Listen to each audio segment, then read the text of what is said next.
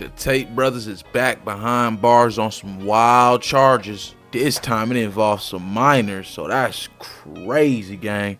The Tate brothers are already awaiting trial for sex trafficking and some rape charges, but now they actually been, investigating them boys, and they built up a little case, and now they're actually saying we might add on sex trafficking with a minor and money laundering, and they're trying to accuse you of intimidating witnesses. So it's not looking good at all, my boy.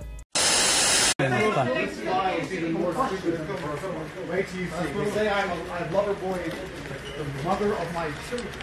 Yeah, the mother of our children. We've tricked them into having kids. Unbelievable. Wait till you see. Remember the first trial and the media wasn't asking, where's the evidence? This is your chance. This is your chance to renew it. There's no evidence. You are okay? Yeah, for now.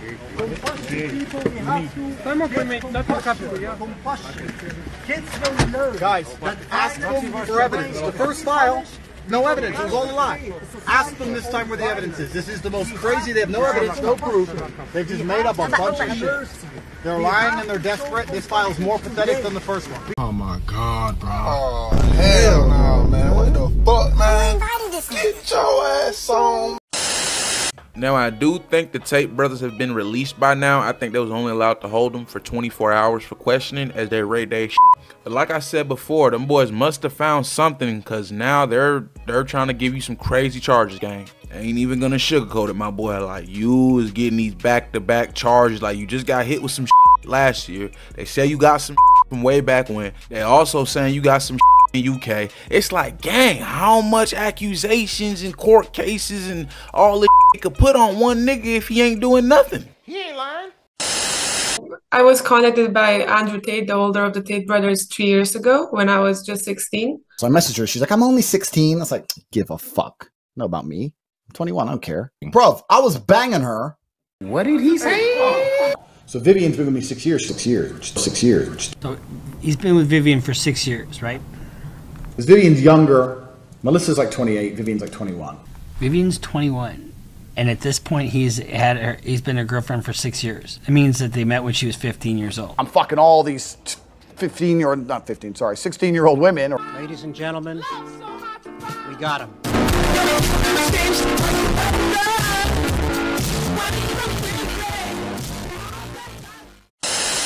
You going to jail.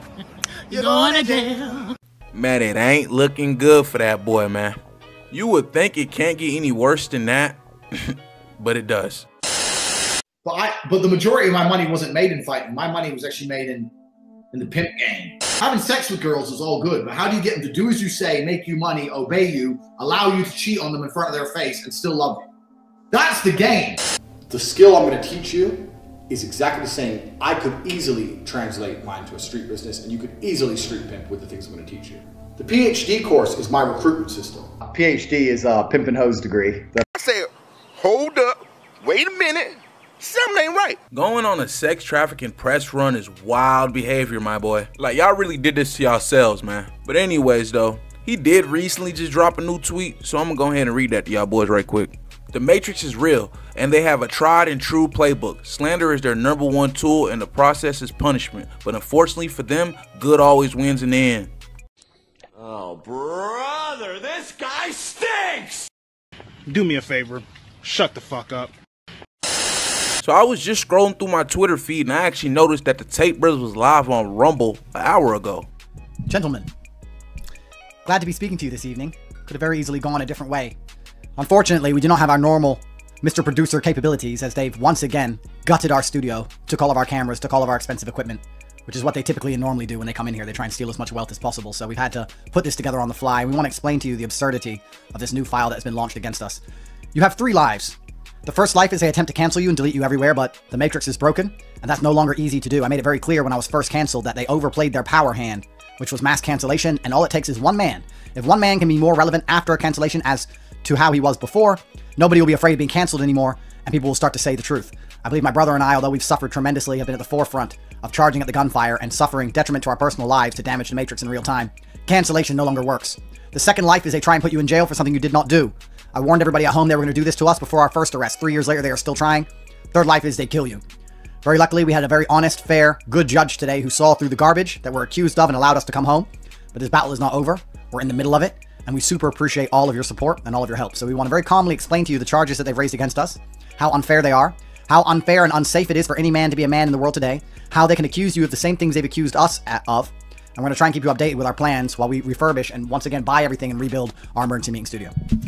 You know, it's very interesting because you say the third life is they kill you. Well, we have 0 new charges against us. This is a very important thing to understand. No new charges have been raised. I haven't been charged with a single thing since a year and a half ago when they charged me with the original bullshit file, which is now falling apart. There are no new charges. Just an investigation. They're investigating us for new things. And you say the third life is then they kill you. Let me explain a way that you could very easily kill somebody. This is for everybody in my home country, the leaders, the embassies, who seem to take no interest in my plight here. A very easy way to kill somebody in a righteous country like Romania would be to accuse them of a super heinous crime that other prisoners hate, and then throw him in prison. That is an assassination attempt. That's what it is. Now, I'm built different, Andrew's built different, but make no mistake, this was nothing short of an attempt on our lives. They wanted us fighting for our lives for 6, 7, 9, 12 months before we could dispel this rumor. They wanted some young, poor, righteous, I guess, in his own mind, Romanian prisoner to take care of the job of getting rid of us for them. So, first and foremost, no new charges have been raised, but they've launched another investigation. And as you know, when you're being investigated in Romania, they can lock you up. You know, I said this a few months ago, Andrew. I said they'll do anything to put us in jail. Anything besides give us a trial, find us guilty of a crime based on evidence, and give us a sentence. Anything besides that, they'll try. So this was just another attempt to put us in jail, and the idea was that the judge would play along and, you know, say there's a new investigation, see it, and be like, oh, well, this is quite a heinous investigation. But it was explained to this judge, who is a very honorable and very righteous man who made the correct decision. It was explained to him very clearly that we've already been arrested for 700 days now. We've already been to jail. We've already done house arrest. We're already on judicial control. And the important thing to note is this. In America, we have something called double jeopardy. Thank your lucky stars for that, gentlemen. It means you can't be trialed for the same crime twice. Well, this new investigation is an investigation into the original false accusers again. But what they've done is they've seasoned it up. They've sprinkled a bunch of new victims into this investigation to say it's something new and entirely different. If this were in the United States, if this investigation and my current charges went forward to trial, it would be very confusing because it's a trial on the same bullshit false accusation facts. One is just seasoned a bit more with more fake accusations. So if you want to go into what these accusations in our new investigation are, since we have no charges, you can, but make no mistake, it is an assassination attempt to slander a man's name and say that he harms minors and to throw him into a jail. I noticed we weren't in our regular jail as well. No, we were in a jail in Sector 5, the poorest, most rundown area of Bucharest. Very interesting that they decided to move us at the last minute after arriving at our initial jail to Sector 5 jail. That is incredibly, you know, coincidental, cosmic almost. But nothing short of an assassination attempt. My governments are not interested in that, obviously. Why would you be? I mean, my government hates me. But I would not want to go to any prison in the world, especially in a righteous Christian country, accused of the bullshit that they've now come up with. Yeah, so let's run all this down. Let's run it all back, gentlemen. Nobody is safe from the government. Nobody. And I want to make it also very clear that all of the arresting officers, the officers who came into the house, most of them are good people who said to us, we know you've done nothing wrong. You've just made somebody mad and we have to do our job. Yeah. Cap. Cover this very briefly. The heinous thing about it is you're not allowed to speak to people who you are accused of doing crimes against. Isn't that correct? That's very correct. And that's a good law in most countries where the investigating agents are not corrupt, dishonest opportunists. In a world where the investigative agents aren't corrupt opportunists, it's perfectly normal to say, do not speak to your victims. Let me tell you a loverboy method I did once. You'll like this. I met a girl. Okay. I fell in love. Shit. For real. That's the ultimate lover boy. Slept with her. Ho-ho! Got her pregnant. Told her I'll be with her and support her and the baby no matter what happens between us because I'm a good Christian man. You scumbag. The baby was born. This child is now 4 years old. Disgusting. I love my daughter. Disgusting. I respect this woman very much. Gay. I spend hundreds of thousands a year buying her new cars. Gay. Everything she needs for the baby. Gay. Sending her on holidays. Human trafficker. She flies on private jets. Yeah, you're a faggot. That was all done because maybe I was going to exploit her somehow. So I'm now not allowed to talk to my own daughter and her mother. This file may take 3+ years, and they've successfully stolen my daughter from me. They've stolen her from me, and she will not see my face for 3 more years until I can bury this bullshit accusation. They've cut me off from my own blood, my own child, by saying me being so nice to her mother is going to end up human trafficking. How dare you be nice to a woman and then take care of her and have children with her? How dare you? That's disgusting. Yeah, so one of the new victims is the mother of my daughter, and I'm not allowed to talk to them. Isn't that cruel? Isn't that a knife in the back from a country I've shown nothing but respect for? And my daughter is a Romanian national. Let's just steal her father from her. That's a great idea. These people know what they're doing, and they know what they're doing. and they know their accusations are false, and the process is to punishment, and it's their goal to damage us as much as possible. They've once again entered our house, once again stole our wealth, trying to cut us off from our own children. Oh, that's very important, because we may have trafficked these new people. They needed all the cars and gold and cash and watches. They had to steal all the money. They had to steal another 15 million worth of stuff. You know, I'm not saying that's what motivates them. I'm just saying. They knew you were a human trafficker. They stole $26 million of your stuff. Yeah. Now they think you may have human trafficked more. Yeah. So it's very important to take 15 million more of my stuff. Have you got that stuff back from the first accusation? No, I haven't. You got any of the stuff back? Any of the stuff that disappears into their little default bags? Have you seen any of it again? Never. A car key? Nope. A single note of currency? Nope. I'm not sure anyone will ever see it again.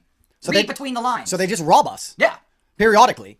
And say any girl we've ever spoken to or flirted with or went on a date with or had yoga lessons from or is the sister of your barber or is the daughter of your gardener, any girl who's ever looked at you and you've ever waved your hand at, you're a human trafficker and they're a potential victim. So they are victims and we're going to make them all victims. And the crazy thing is they spoke to these women and all of them gave statements defending us saying we've never human trafficked them. Every girl they spoke to said the Tates are nice guys. But wait a second. We got to court this morning. Blindsided with this new arrest, we stumble out of our jail beds, you know, after not sleeping because we have to defend our fucking lives against this assassination attempt, and we roll into court, and I guess we just got their statements and showed them to the judge, right?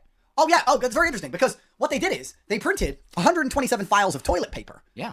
Literally. Photos of my house. Photos of the house taking up 1 page each. Photos of us in restaurants taking 1 page each. 127 files of toilet paper, and gave us half an hour to try and find the girls' statements in these files in 20,000 pages, so that by the time the judge asks questions, we can't show the judge that the victims are on our side. Luckily, our lawyers are fucking incredible and managed to scan everything like crazy and find all the girls saying to DCAW, we're not human trafficked, you're corrupt. And we managed to show the judge. But if we didn't have as many lawyers as we had, if we had one lawyer, there was piles of paper as big as this room to try and find 1 page from, which they hid amongst toilet paper garbage. It was in the wrong place. It was just in loads of garbage. They just put it in the middle of some random pile of photos. Unbelievable. This is a setup. This is a stitch up of the highest degree. Everybody knows it. Listen, it's been 3 years. They searched Hugh Edwards' hard drive. He was going to jail. They found evidence. They've been through our hard drive 4 or 5 times. They've been in our house 4 times. They've stolen all of our stuff 3 times. They put us in jail 3 times. I'm losing track. We've been on house arrest. They don't have any proof. So what they're saying is any girl we've ever flirted with, we might have human trafficked, maybe in the future, because we were nice to the girl on a date, we were loverboying her, and we're not allowed to talk to girls or be nice to them anymore, because if you're nice to anybody, they're going to call you a human trafficker and put you in jail. I'm going to let y'all form y'all own opinions on that one. Y'all comment down below how y'all feel, man. Hit that like button, hit that subscribe button. It's your boy, the real YouTube plug, and I'm signing out this. People say, why did you live in Romania? And I explain my 5 reasons. One of them is the Me Too era. They go, oh, well, you're a rapist. I say, no, I'm not a rapist. But I like the idea of being able to just say, to do what I want. I like being free. And also, I like Eastern Europe as a whole because corruption is far more accessible. I'd rather be in a society where if I'm in Prague and they stop me for speeding and they say, bro, you were speeding. Oh, here's $50. All right, cool. Bye. If corruption exists, which it does, let us all play. Every single system, all of them are corrupt. The judicial system's corrupt. The medical system is corrupt. The financial system's corrupt. It's all corrupt. It's all a matter of who you are. Now, in America, the game is limited to ultra billionaires who control the government, as you've said. In other countries, anyone with money and some basic social skills and some nice friends can play the game. If we're going to accept that every single system on the planet is corrupt, why would you live in a place where you cannot access to corruption? Does that make sense logically? Or would you rather live in a system where you can say, you know what? I'm important enough within said society that if the police stop me, I can give them $10 and they'll fuck off. Lock his ass up. Lock his ass up. You're going to jail. You're going to jail.